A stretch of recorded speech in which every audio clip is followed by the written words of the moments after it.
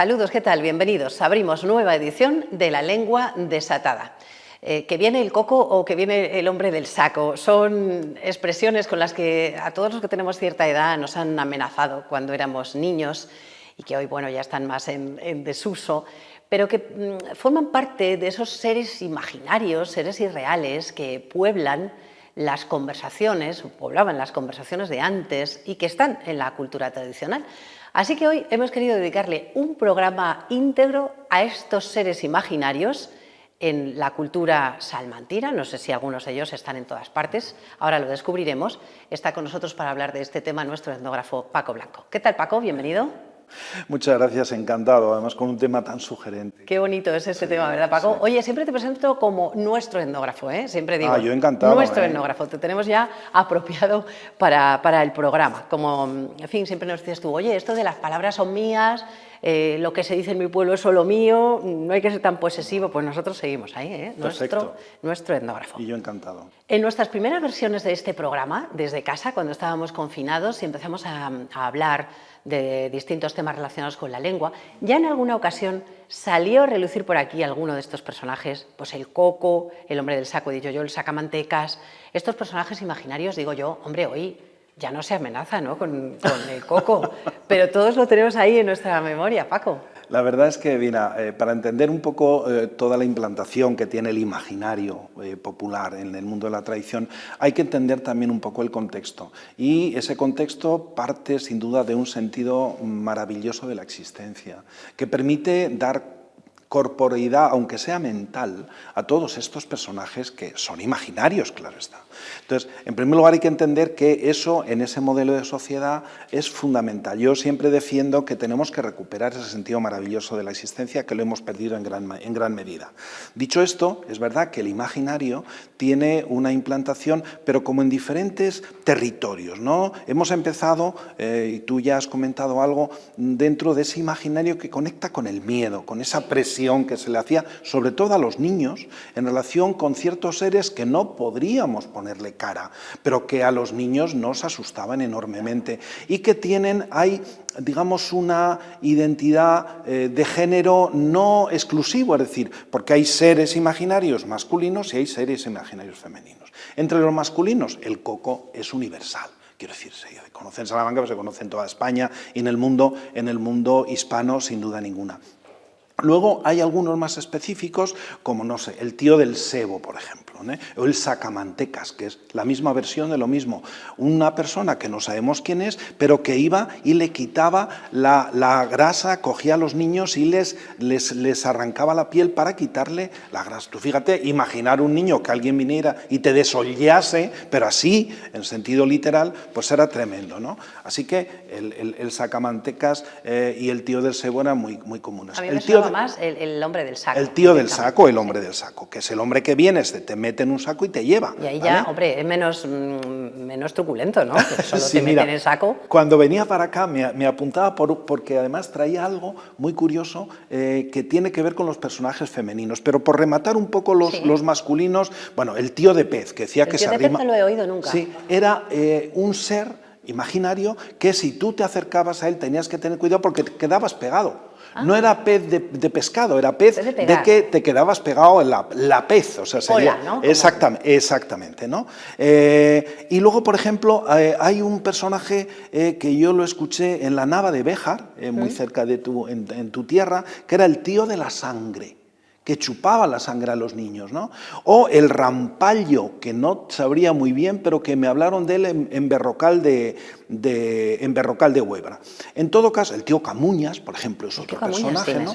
Pero curiosamente los personajes femeninos tienen un antecedente muy interesante en alguien, uno de los lexicógrafos más importantes del siglo XVII, que es Sebastián de Covarrubias. Sebastián de Covarrubias estuvo en Salamanca y probablemente muchas de las palabras que incorpora su tesoro de la lengua castellana o española, que es maravilloso ver ese diccionario y leer ese diccionario, incluye un personaje femenino, que me lo apunté, que es la paparesolla. Y dice Sebastián de Covarrubias, para definirlo, dice, un nombre compuesto de las amas, las que cuidan de los niños, para amedrentar los niños y hacer que callen.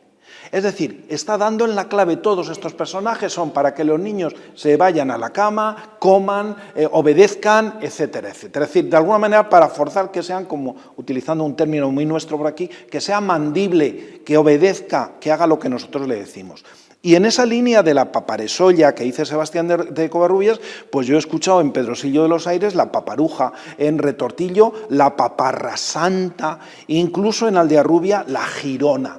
No podríamos describirlos, pero nos producen, de niños por lo menos, nos producían tal terror escuchar hablar de ellos que claro que obedecían.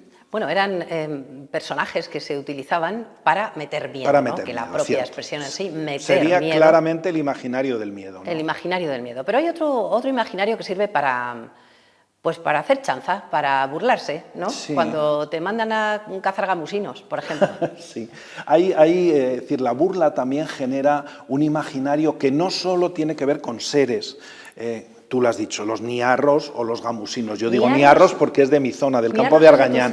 Es lo mismo. A mí no me han mandado nunca por niarros. Niarros y gamusinos son seres imaginarios que siempre con los cuales nos burlamos de aquella gente ajena, de los que vienen de fuera y que les invitamos a cazar gamusinos o, si es en mi pueblo, niarros, que es lo mismo, ¿no? Y que habitualmente era invitarles a ir a una pared y ponerle, oye, tú sujeta aquí con este saco hasta que veas que entra un bicho, tú cierras que es un gamusino, y los dejaban allí toda la noche. Claro, alguien que llega de la ciudad o llega de un sitio donde no conoce esto, por no parecer miedoso o ridículo, pues eran capaces de quedarse allí toda la noche. Bueno, es la burla, y esa burla también es la que genera, fíjate que lo hemos comentado en el programa, cuando por ejemplo hablamos de la matanza, la enorme cantidad de artilugios, de máquinas, de objetos que no existen, que son imaginarios, con los cuales se burlaba también de los niños, ¿no? En la matanza, vete a buscar el abrebocas, la máquina de aguzar las cuchillas, el cesto para los sesos, cosa que no existe. Hay, curiosamente, a veces esos objetos imposibles son específicos y se utilizan para burlarse en algunos oficios. Por ejemplo, el nivel de bolas. Los aprendices de la albañilería, los maestros albañiles le decían, oye, chaval, vete que te den el nivel de bolas. Eso no existe, claro, el chaval iba donde fuera y se reían de él. Bueno, lo que pasa es que este tipo de burlas tiene también un papel pedagógico, y ya lo he explicado alguna vez, que es una pedagogía un poco dudosa, pero que en aquellos tiempos era muy efectiva. Entonces, bueno, hay que valorarlo en su contexto, no se pueden extrapolar. Sí, siempre lo decimos, cuando hablamos de la cultura tradicional hay que poner el foco con la perspectiva de aquel momento y no de ahora, porque eso sería una barbaridad, que a un joven aprendiz lo mandaran a cargar con un saco lleno de cosas inútiles, ¿no? Sería totalmente absurdo, pero bueno, efectivamente, hemos hablado de seres, de personajes, de animales o lo que sea, los gamusinos y los niarros, ¿no? Que pensamos que eran animales que andaban por el bosque, por el campo, y hemos hablado también de estos objetos inexistentes. Lo dijiste aquí el día de la matanza, el encalcador de los farinatos, y alguien comentaba después en redes sociales que en su pueblo se decía el acalcador. Acalcador, ¿no? sí. Cada sitio tiene sus variantes, son variantes, igual de valiosas, cierto. ¿no? Y igual en fin, tiene el mismo valor. Lo que tú dices siempre no se dice como en mi pueblo. No. Y además son válidas todas las variantes. Se dice de Por otra supuesto, manera. Si alguien no sabe qué es encalcar o acalcar, es apretar. Quienes hemos sido niños en el mundo campesino nos tocaba acalcar o encalcar la paja en el carro cuando terminaba la trilla, y es pisarla y apretarla para que entrasen. Claro, pero los farinatos no había que encalcarlos ni acalcarlos en absoluto. Hay otros personajes que son míticos, ¿no? Que son seres irreales, pero por ejemplo nos encontramos en los bordados serranos y en otras representaciones nos encontramos los dragones, que son seres que no existen, pero ¿por qué? ¿Qué pinta un dragón en la cultura tradicional? Mira, en el arte popular es muy común encontrar referencias a un mundo mítico, como tú has mencionado el tema del dragón, aparecen otros, no sé, las sirenas, por ejemplo. Hay personajes que los encontramos ya en el mundo clásico y que se han transmitido por tradición oral y que, bueno, han quedado fraguados. Es verdad que a veces amparados o impulsados, por ejemplo, por la heráldica, donde a veces, y el mundo medieval es un mundo donde, por ejemplo, los dragones aparecen, ¿no? Bueno, pues ese personaje, ese ser imaginario, también aparece, es curioso, tú lo has dicho, ¿no? Es muy común en los bordados, de manera que lo aparece con diferentes variantes, lo podemos encontrar pues, en algunos bordados de la sierra, pero también en bordados populares de la zona del llano y en algunos bordados muy sencillos, yo los he visto en Valdecarros, por ejemplo, y que bueno, pues incluso yo creo que podremos ver en pantalla un bordado hecho con técnicas de aplicar, con aplicaciones de telas sobre otras telas, ¿no? Sí, el sobrepuesto, bueno, que llamamos. Y el dragón también está en una representación teatral importantísima, que es la de la alberca en la Loa. Ahí el dragón encarna el mal. Sí, es curioso porque el mal aparece claramente vinculado al mundo mítico en dos proyecciones. Uno es el dragón y otro es la serpiente. En cualquier caso, el dragón, que aparece justamente en la loa de la alberca, que realmente potenciando la presencia del mal, porque aparece el demonio ya. Bueno, pues el demonio que se monta sobre el dragón de 7 cabezas, en realidad es reforzar el sentido del mal. Sentido del mal que aparece también en la serpiente. Bueno, la iconografía cristiana ha conectado muy bien con esto y por eso vemos los dragones en las pinturas o en la imaginería de San Miguel dominando el dragón o de la Virgen dominando la serpiente. Bueno, son presencias que están muy implantadas en el mundo legendario, porque al final todo esto de los mitos, en realidad estamos hablando de las leyendas que en nuestra tradición oral tienen esa presencia tan grande, ¿no? Hay una leyenda o una idea como muy generalizada que he escuchado en varios sitios y que tiene que ver con una mujer en un río, una mujer cerca del agua, la mora, por ejemplo, ¿no? La mora encantada, dicen. ¿Esto es de aquí, de Salamanca? ¿Es de más sitios? ¿Entronca con qué? Sí, las moras encantadas forman parte de la tradición del occidente peninsular, es decir, lo encontramos en el occidente de nuestra región, León, Zamora, Salamanca, con mucha frecuencia, incluso baja un poquito más, lo encontramos en Portugal, lo encontramos en Galicia, las mouras, ¿no? ¿Y qué son, por lo menos nuestra mora? La mora, pues en muchos casos tiene algunos elementos identitarios. Yo conocí, en mi pueblo me contaba mi abuela la leyenda de la mora, podemos ver yo creo que una imagen de la fuente de la mora que está en San Muñoz, en la carretera, al lado de la carretera que lo une con la Sagrada.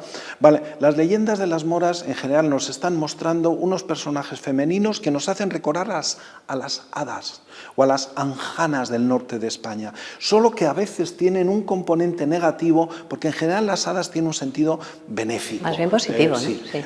En cambio, nuestras moras en algunas de las leyendas aparecen, de pronto se transforman y son vengativas y a veces pueden hacer daño, y en ese sentido nos recuerdan mucho un mito, una leyenda que está en el romancero, que es la de la Serrana de la Vera, muy implantada en el norte de Extremadura y en el sur de Salamanca. Bueno, esa ambivalencia de la mora pues se nos cuenta que se muestra la mañana de San Juan, siempre es la mañana de San Juan, ahí dice que alguien la ha visto peinarse junto a la fuente o junto a una charca, y que se manifiesta y se le aparece a los hombres, porque son los hombres los que pueden intentar romper ese hechizo o ese maleficio que la hace, o ese encantamiento que sufre, ¿no? Y que la hace estar allí perennemente durmiendo durante todo el año casi y aparecer solo esa mañana, ¿no? ¿Y esta mora encantada tiene que ver con otros lugares de los que tú me has hablado que también tienen este componente así misterioso, como la fuente de Roldán, que está en Tamames,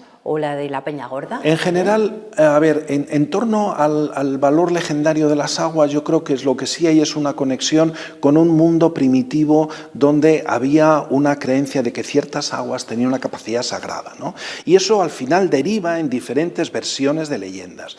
Podría ser una de ellas las diferentes leyendas de moras encantadas asociadas a fuentes, pero también encontramos las llamadas fuentes santas, muy comunes por diferentes lugares de la provincia de Salamanca. O nos encontramos una leyenda como la de Tamames asociada a un personaje legendario, un personaje mítico como es Roldán, el lugarteniente de Carlomagno, que debemos entender que esté asociado a esa fuente, que a lo mejor nadie se ha enterado, pero cuando estás llegando a Tamames hay un indicador. paraos por favor un momento, Vaya. que podéis desviaros un momentín. Nunca, merece la pena, es una asignatura fuentecita pendiente. muy sencilla de agua ferruginosa, de manera que vamos a ver ese tono rojizo del hierro, del agua que emana allí. Es un sitio encantador, muy sencillo, pero es que a veces la felicidad se basa en esta sencillez de las cosas que siempre descubrimos, ¿no? Entonces yo invito a que quien vaya, insisto, como a 2-3 kilómetros de Tamames está. Y nos habla de este personaje. ¿Y por qué? Porque está en la ruta que conecta con una zona donde la presencia francesa medieval, a través de la repoblación, tuvo una enorme importancia. Nuestra Peña de Francia, Sierra de Francia, los personajes asociados a ese mundo legendario que encuentran la Virgen. Bueno, pues alguien, es decir, con todo ese bagaje de leyenda, el personaje de Roldán debía estar, y está. Y por eso está esa fuente de Roldán. Y luego esta de la Peña Gorda, ¿tenía que ver con qué? Hablábamos antes de las fuentes santas. Muchas veces las leyendas nos permiten interpretar elementos geológicos que se nos escapan a nuestro entendimiento. Quien haya ido por el pueblo de La Peña, hacia las Arribes, por ejemplo, le sorprende ver en aquella llanura esa grandísima peña que llaman la Peña Gorda. Es impresionante, ¿no?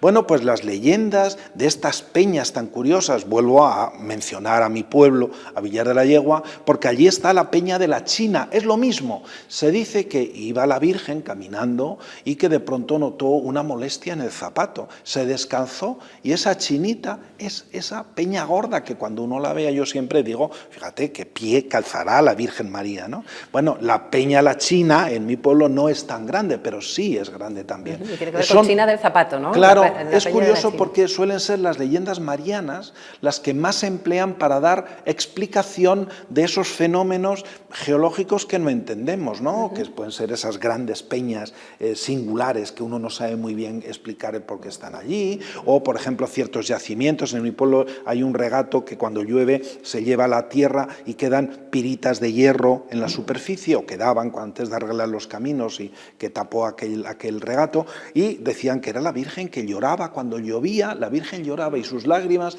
eran esas piritas cúbicas de hierro. Entonces es muy curioso porque es el mundo sagrado que permite interpretar para quien no tiene formación científica y le permite encontrar explicación a aquello que de otra forma no la encuentra.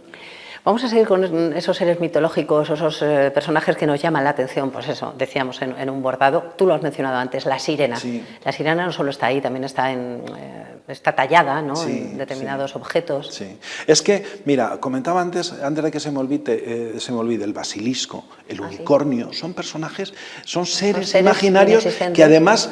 del basilisco se cuenta, por ejemplo, que cuando tú vas, la gente que antes tenía gallinas y incubaban los huevos, y tú vas ves que miras donde está incubando la gallina y hay un huevo pequeño, puede ser un huevo de basilisco. ¿Y qué es un basilisco? Un basilisco es un ser híbrido que tiene la cabeza de gallo y la cola de serpiente o de dragón y que te puede fulminar con la mirada. De manera que te pones como un basilisco. Sí, una expresión bastante poco frecuente ahora, pero, sí, pero se utilizaba. Entonces el basilisco, el unicornio, ese ser mágico, ¿no? La gente dice que llevaba el cuerno del unicornio porque le daba buena suerte, y normalmente a lo mejor llevaba un colmillo, un trocito. Bueno, volviendo a la sirena. La sirena que aparece pues, en la Odisea, como todos sabemos, y que está en el mundo clásico, ha pervivido en la cultura popular, en nuestra Salamanca, sobre todo en el mundo del arte popular. Lo hemos encontrado en alguna talla de algún carro, muchas diferentes versiones de sirenas en las tallas que hacían los pastores en los cuernos con diferentes usos, en los polvorines o para ordeñar las liaras, en fin, muchísimas. Y también en los bordados, ¿no? Pero también un poco en la tradición oral, ¿no? Y se dice que la sirena de la mar es una bonita dama que la tiene Dios en el agua castigada, ¿no? Entonces, bueno, ese ser que en los romances, en los cantos populares se nos habla y nosotros la imaginamos de una manera, sabemos que tiene una capacidad de fascinación y que hay que tener mucho cuidado con ella si nos encontramos una sirena, ¿no? Hay que tener cuidado con los cantos de sirena en general. Bueno, las ánimas han andado por aquí, pululando muchas veces en este programa. Cuando hemos hablado de la muerte, claro, ¿sí? Porque también desata un imaginario, ¿no? Es verdad que siempre cuando pensamos en las ánimas ánimas y en la aparición de las ánimas pensamos en la Santa Compaña en Galicia, ¿no? La hueste. Bueno, también por Salamanca existe esta idea de que las últimas personas que mueren quedan vagando hasta que consiguen descansar y le pasan el testigo a otro. Yo, por el sur de Salamanca, sobre todo por la zona de la Sierra de Francia, oí hablar de la manga. Y la manga era la última persona que había muerto y que vagaba hasta que moría una nueva, entonces le entregaba al testigo y ya podía descansar. Curiosísimo. No lo conocía. No lo he escuchado en ninguna otra parte de España, solamente ahí, ¿no? Y luego están, bueno, los duendes, que es algo un poco parecido a lo de las hadas, tienen un sentido positivo, Bueno, o más bien burlón, ¿no? A ver, sí, hay los trasgos y los duendes, que son denominaciones que a veces se entienden como sinónimos, no lo son, porque realmente el trasgo se entiende más como una especie de demonio que trastea, ¿no? Y el duende es como un espíritu burlón, lo que tú has dicho, que mueve las cosas de sitio, que oímos ruidos y decimos parece que hay duendes. Bueno, son seres invisibles, aun cuando, fíjate, es curioso porque hay un caso en la Salamanca del siglo XVI, creo que era, que nos cuenta de que en una casa de una viuda había unos duendes que se dedicaban a tirar piedras desde el tejado y rompían tejas y las tiraban al suelo, y tuvo que venir un sacerdote de Torres Menudas a, de alguna manera, conjurar aquel duende. Dice que desde que vino ya hubo paz, ¿no? Pero lo de los duendes se dice mucho, y cuando un niño trastea mucho se dice, sí, eso es un duende, no vaya un duende, ¿no? Así que bueno, seres imaginarios. Seres también, imaginarios. Otro capítulo aparte, o unos cuantos capítulos aparte, merecería algo que tú has estudiado muchísimo, que te tiene fascinado, que son las brujas, ¿no? Claro. Contra las que también nos protegemos en la cultura tradicional de muy diversas maneras. Fíjate, es el único caso en que estamos hablando de algo que existe, es decir, que las brujas eran personas con nombres y apellidos. Si algún día quieres, pero yo me tiré 10 años estudiándolas para publicar un libro que se llama así, Brujería y otros oficios populares de la magia. Mujeres que a sí mismas se decían brujas porque mujeres sabían que los demás decían o que eran los demás brujas. les decían brujas. Pero en todos los pueblos existían estas personas. Esto no son cuentos chinos, no son historias imaginadas ni leyendas, no. En todos los pueblos había mujeres de las cuales los vecinos decían que eran brujas. Y es en torno a esto donde se desata ese imaginario de qué hacían, de si volaban, de si se reunían, de qué hacían por la noche, de cuál era el poder mágico que tenían, en fin, de si podían transmitir y cómo transmitían sus poderes. Son tantísimas las cosas que si algún día quieres nos centramos, porque sí, merece la pena. Lo que sí es verdad, Ana, es que hay una enorme cantidad de elementos materiales, físicos, que demuestran esta creencia. ¿Alguna vez has comentado aquí, por ejemplo, cuando hemos hablado de los evangelios, que eran esas pequeñas bolsitas que tienen un texto impreso dentro? Esas bolsitas protegían contra... Claro, pero eso protege brujas, ¿no? a la persona, a se le ponía a los niños esas bolsitas, y también la regla de San Benito, que es un librito así, incluso cruces de Caravaca, pero también en las puertas de las casas para evitar que entraran las brujas o que echaran mal de ojo, o que entrara ese mal de ojo, pues ramos bendecidos o benditos del Domingo de Ramos, cruces hechas con los ramos del Domingo de Ramos, lo que llaman... la propia madera también, ¿no? Hechas con las cruces. Con el trocito con el tronco del árbol, y también con las hojas. Por ejemplo, en Villarino de los Aires, encima de las chimeneas, porque claro, lo que se trata es de proteger todas las oquedades, las aperturas de la casa al exterior, y allí solían colocar vasijas, a veces con agua bendita, que llamaban espantabrujas, en lo alto de la chimenea. Se ven hoy, quien vaya a pasear por Villarino, que observe y saque sus conclusiones. Paco, para otra próxima edición, brujas Estaré íntegramente el encantado, programa entero. Yo espero que todos estos seres imaginarios que aquí hemos mencionado nos traten bien, lo hemos hecho todo con mucho respeto. Si no los conjuramos, no tenemos siempre. Aquel cura de Torres Menudas del siglo XVI. Si no lo llamamos, que venga y nos eche aquí unos conjuros en la Biblioteca del Bosque de la Torrente Ballester. Paco, antes de irnos, muy rápidamente, que nos queda muy poco tiempo, un librito que añadimos a los últimos que nos has propuesto. ¿Cuál nos traes? Yo sigo las relecturas que propongo siempre, Ana. Mira, una de las personas que es maravilloso para ver la conexión con el mundo popular desde la literatura es Federico García Lorca. Federico García Lorca reivindicó el romance de los mozos de Moleón, por ejemplo, pero me voy a centrar en la trilogía rural de Lorca, que es Yerma, Bodas de Sangre y La casa de Bernarda Alba, son maravillosas. Sobre todo Yerma y La casa de Bernarda Alba. Vamos a proponerle a los espectadores que lean La casa de Bernarda Alba y vean cómo, que aquí hemos hablado de los ritos que tienen que ver con el luto, con la muerte, con esa cerrazón al mundo exterior, entenderán, si lo miran desde la perspectiva que le hemos ofrecido, una relectura de La casa de Bernarda Alba con la fuerza que tiene Lorca cuando hace hablar sobre todo a las mujeres, va a ser un disfrute seguro. Yo lo descubrí gracias a una conferencia tuya, precisamente en la Facultad Sí. de Filología, que diste hace muy poco, que está por ahí en las redes y que se puede seguir para los que estén interesados, que sepan que Paco hace un detalle muy concreto de este libro de La casa de Bernarda Alba y de Yerma también, para ver cómo Federico García Lorca y la cultura tradicional estaban muy entroncados. Bueno,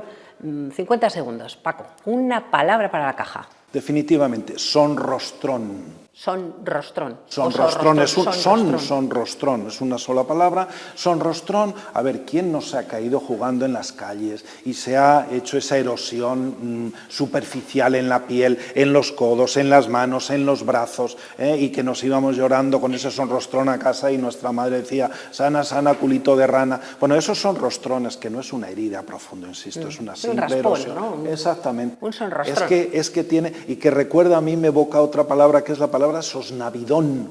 Vamos a dejar sonrostrón, pero recordamos sosnavidón, que alguna vez creo que la comentamos en los tiempos del confinamiento. Sosnavidón es un bofetón. Ah, un sopapo. Como no te, efectivamente. Quédate ahí que te arree un sosnavidón. Bueno, quedémonos con el sonrostrón. Quedémonos con el sonrostrón, que ahora todos los que están en casa y han jugado por ahí en la calle, en el campo, todos habrán ido a casa con algún sonrostrón seguro, en los codos, seguro. en las rodillas, en fin. Yo creo que todos nos hemos ido a algún momento de nuestra infancia. Gracias, Paco, por haber venido. Nos vemos en la próxima edición para hablar de brujas. Cuando queráis. Nos vamos. Hasta aquí La Lengua Desatada. Les esperamos la próxima semana.